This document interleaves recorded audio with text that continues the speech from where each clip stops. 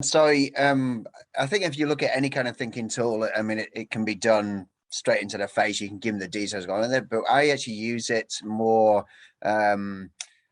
It comes in just natural. We talk about something, and then after we finish the discussion, this is at the start of the year, and we look at a problem or look at an idea, and we talk about who's involved. That's when I introduce the concept of this is what it means to empathize with the problem. So rather than just come in and say we're going to learn about empathize, which I think is the wrong way to go about them, you give them something where they start a discussion and then you bring it in. And again, as Mel said, the more often you do it with returning students, it kind of gets easier because they become peer tutors and it self-perpetuates a bit.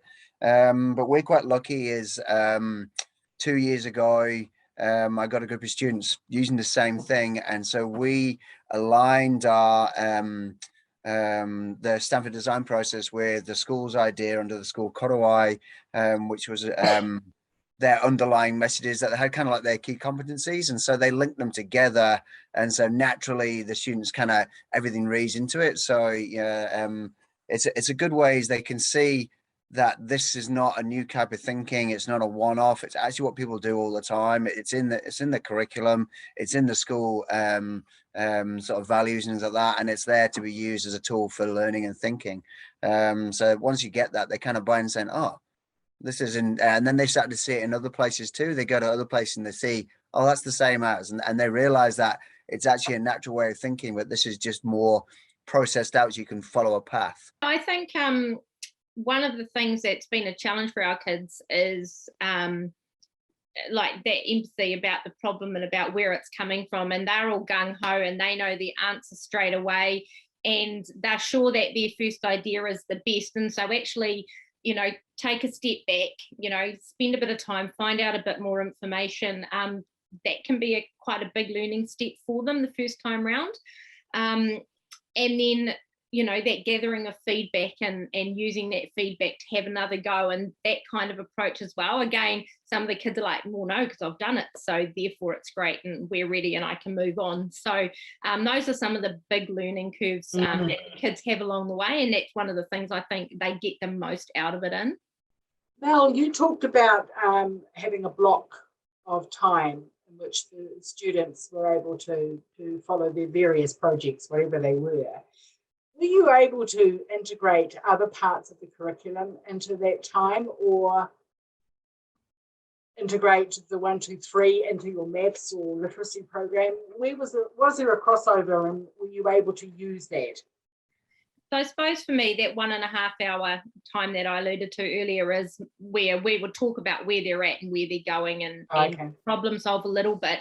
But in terms of where it's sat throughout the rest of the week,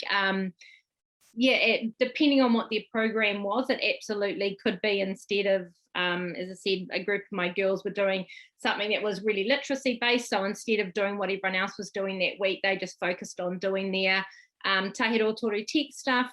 So it just depends on what else is going on and swapping things in and out. And that's where I think recognizing the learning that they're getting through their projects and saying, well, they're getting some learning here. So therefore, actually, if this gives this week, it's not a big deal. They can learn, the names of different triangles later. Actually, what they're doing now is of greater importance. That hour-and-a-half block was just our meeting time, catching up, making sure we're on track. But they actually carried on working on the projects outside of that time as well. And that could look at lots of different ways for every team. I mean, I learned that the hard way in the first year because obviously I put that in as what we were going to do. But the biggest thing around doing any kind of this start of project or anyone is you hit the doldrums now and again where you're waiting for replies to emails or other things to go on. And so one thing I've set up from now on is we actually have sometimes 3 different projects going on at the same time. So right at the start of the year, we have an in-class STEAM one. We also start our school science investigations where every student has to do one. And then that overlaps. Then we start 1, 2, 3 tech, and then science fair sort of finishing off. And then we have Wonder Project coming in. We're supposed to be kicking that off this week, but obviously that's sort of changed. So we're doing the sciencey part and nothing else. So having something that they can work on all the time is really important, especially for my students, because they don't like to wait, but when they can't do something, they get frustrated because the time's ticking. So it's making sure that you allow them something to be able to keep moving forward on things and support them when they need to. And the benefit with having the two projects is if one is going ahead really well and they're ahead of schedule, then you can just pause that one when the other one's ready to go and give them more time.